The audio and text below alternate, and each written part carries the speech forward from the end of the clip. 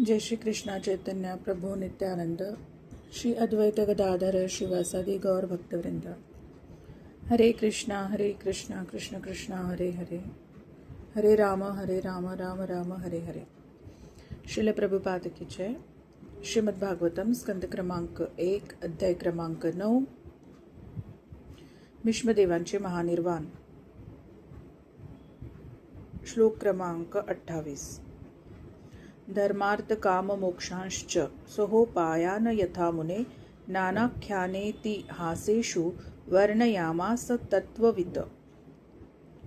नंतर त्यांनी म्हणजे भीष्मांनी विविध वर्णाश्रमाप्रमाणे कराव्या लागणाऱ्या कर्तव्यांची माहिती दिली। त्यासाठी त्यांनी इतिहासातील अनेक उदाहरणे दिली, कारण ते स्वतः उत्तम रीतीने सत्य काय ते जाणीत होते। तात्पर्य: पुराणे, रामायण, महाभारत अशा वैदिक वाङ्मयातून वर्णन करण्यात आलेले प्रसंग कालानुक्रमानुसार नसले तरी ते प्रत्यक्षात घडलेल्या ऐतिहासिक घटनांचे वृत्तांत आहेत। अशा ऐतिहासिक घटना जनसामान्यांसाठी उद्बोधक असल्यामुळे कालक्रमाचा विचार न करता वेगळ्या काढण्यात आलेल्या आहेत। तसेच विशेष बाब म्हणजे या घटना विविध लोकात किंबहुना विविध विश्वात घडलेल्या आहेत। अशा रीतीने त्यांचे 3 दृष्टीने मोजमाप होत असते।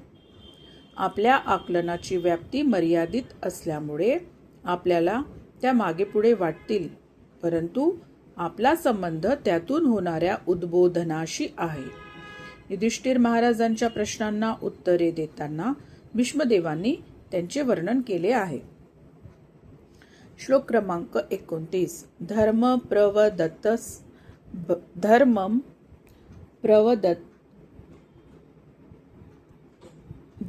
प्रवदतस्तस्य सकाल प्रत्युपस्थितः यो योगिनश्छन्द मृत्योर्वाञ्छितस्तुत्तरायण।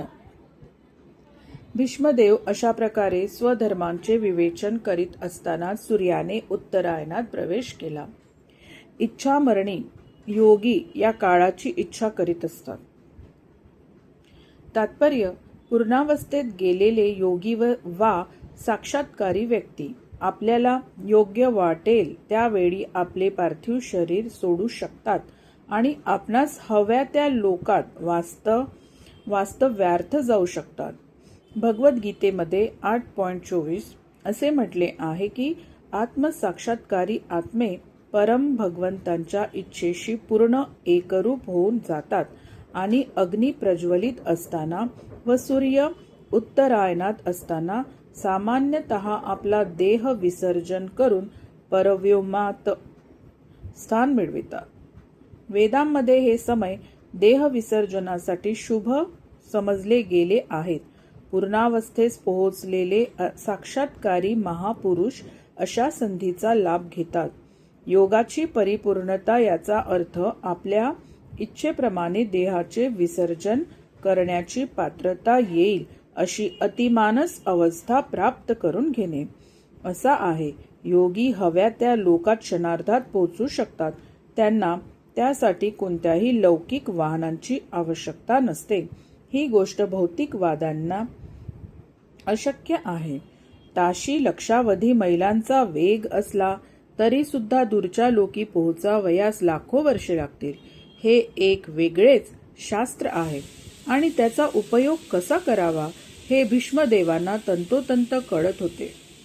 ते आपल्या देह विसर्जनासाठी सुयोग्य वेळेची केवळ प्रतीक्षा करीत होते आणि आपल्या पांडव या पौत्रांचे प्रबोधन करीत असताना तशी सुवर्ण संधी त्यांच्या जवळ येऊन ठेपली। त्यामुळे भगवान श्रीकृष्ण, शुद्धचरित पांडव आणि भगवान वेदव्यास इत्यादी ऋषीमुनीसारख्या सर्व महापुरुषांच्या उपस्थितीतच त्यांनी आपल्या देहाचे विसर्जन करण्याचे ठरविले।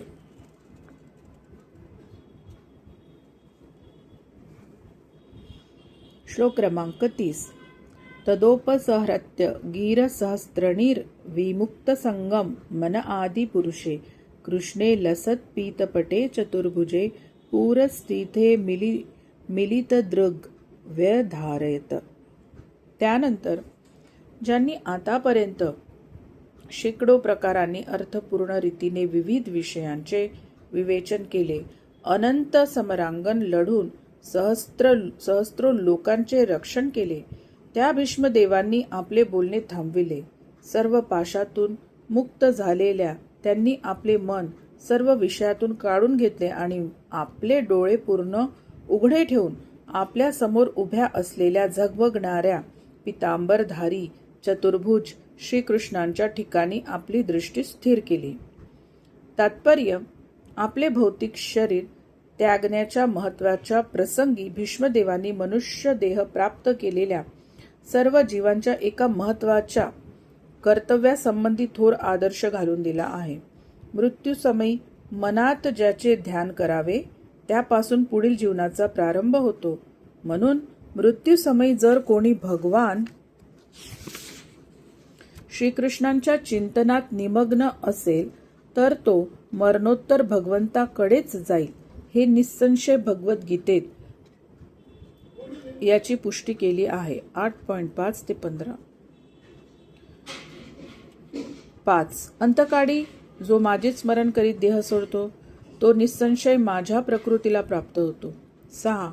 ज्या चिंतनाच्या अवस्थेत मनुष्य देह त्यागतो तो त्याच अवस्थेला पोहोचतो. 7. म्हणून हे अर्जुना, तू निरंतर माझे चिंतन कर आणि त्याच वेळी लढण्याचे आपले विहित कर्तव्य पार पाड. अशा रीतीने सर्व कार्ये मला समर्पित करून आणि तुझे मन आणि बुद्धी माझ्या ठिकाणी दृढ करून तू निस्संशय मलाच प्राप्त होशील. 8. जो माझे भगवंतांचे ध्यान करतो, ज्याचे मन सदैव माझ्या स्मरणातच गुंतलेले असते आणि जो आध्यात्मिक मार्गापासून कधीही विचलित होत नाही, तो माझ्याकडे येऊन पोहोचतो. 9. ते सर्वज्ञ आहेत, पुरातन आहेत, ते सर्वांचे नियंते आहेत, सूक्ष्मातिसूक्ष्म आहेत, ते सर्वांचे पालन पोषण करणारे आहेत, ते भौतिक संकल्पनांच्या अतीत आहेत, अचिंत्य आहेत आणि ते सदैव एक व्यक्ती आहेत, साकार आहेत, ते सूर्याप्रमाणे तेजस्वी आहेत, ते दिव्य स्वरूपी असल्याने या भौतिक प्रकृतीच्या अतीत आहेत. अशा प्रकारे परमपुरुषाचे ध्यान करावे. 10. मृत्यूसमयी जो मनुष्य आपला प्राण भ्रुकुटी मध्यामध्ये स्थिर करतो आणि दृढ भक्तीने भगवंतांचे स्मरण करण्यात मग्न होतो, तो निस्संशय भगवंतांना प्राप्त होतो.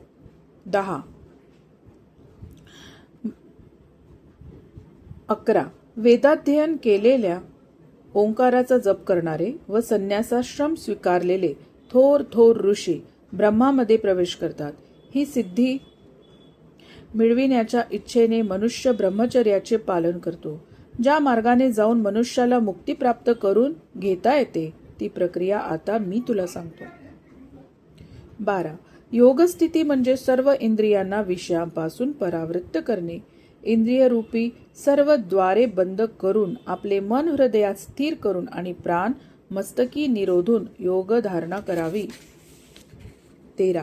अशा प्रकारे योगस्थितीत राहून ओम या पवित्र अक्षराचा जप करीत, ओम हे अक्षरांचे सर्वश्रेष्ठ संयुक्त रूप आहे. परमेश्वराचे चिंतन करताना जर मनुष्य आपला देह सोडील तर तो निश्चयाने आध्यात्मिक लोकात जाईल. 14. हे पार्था, अविचलित चित्ताने माझे स्मरण करणारा साधक सततच्या भक्ती साधनेमुळेच अत्यंत सहजपणाने मला प्राप्त करतो. 15. माझी प्राप्ती झाल्यानंतर हे निष्ठावान महात्मे कधीच या क्षणभंगूर दुःखमय जगात परत येत नाहीत, कारण त्यांनी आत्यंतिक परिपूर्णत्व मिळविलेले असते. आपला देहत्याग आपल्या इच्छेप्रमाणे करता यावा अशी सिद्धी भीष्मदेवांनी प्राप्त करून घेतलीच होती आणि साक्षात भगवान श्रीकृष्ण त्यांचा ध्यान विषय त्यांच्या समोर त्यावेळी जातीने उपस्थित होते. म्हणून त्यांनी आपले नेत्र पूर्णपणे उघडून भगवंतावर स्थिर केले. आपल्या उत्स्फूर्त प्रेमामुळे भगवंतांकडे निरंतरपणे पाहत राहण्याची त्यांची आकांक्षा होती. कारण ते शुद्ध भक्त होते. त्यांना योगाचरणातील सूक्ष्म आचरण्याशी फारसे काही देणे घेणे नव्हते. केवळ भक्ती योग सुद्धा परिपूर्णत्व मिळवून देण्यास समर्थ आहे. त्यामुळे भीष्मदेवांची उत्कट इच्छा एवढीच होती की आपला भक्तीचा विषय असलेली श्रीकृष्णांची मूर्ती पाहत राहावे आणि भगवंतांच्या असीम कृपेने त्यांना ही संधी अंतिम क्षणी प्राप्त झाली.